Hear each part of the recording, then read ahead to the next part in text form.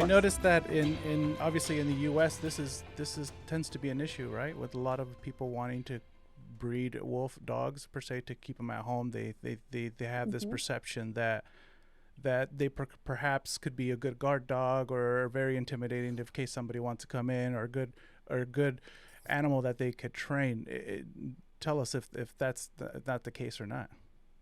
Yeah, so it definitely is something that we see a lot of. So to give you just some statistics, so far in the year 2021, we have received a total of 187 intake requests, mostly for wolf dogs. Right. And we have a few foxes and coyotes in there, but most of those are wolf dogs, according to the owners. Now, when we're assessing things like, content, many of those actually aren't wolf dogs at all. They are misrepresented or mislabeled domestic dogs that Right. people think are wolf dogs.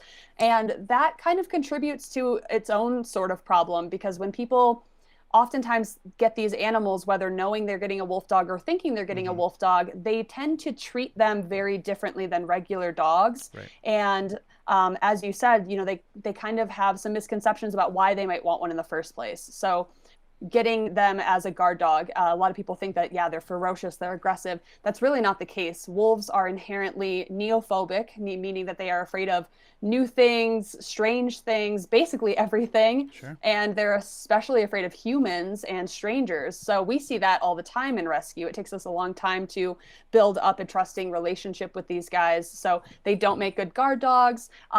Generally, they don't make good house pets. Now, of course, when you're talking about wolf dogs as a whole, those content ranges can sort of factor in. So if you have an animal that's mostly doggy, it might do better in the house than a high content will. But, a lot of people think that they're as easy to keep as your average dog, and it's mostly not the case, especially if you're an inexperienced owner, you don't have an understanding of the breed or the wolf dog component. So yeah, it's something that we see a lot. And usually when we are getting intake requests, the animals are around 6 months old to 2 years old, because that's when they are becoming full grown, sexually mature, more destructive, a little bit more challenging to humans in the household or other pets. So that's not always the case, of course, but it does occur often. And that's usually when people come to us and say, hey, I need help. I'm kind of in over my head here. And their first instinct isn't usually to ask for resources or advice. It's just, can you take the animal? They've kind of already hit that threshold of,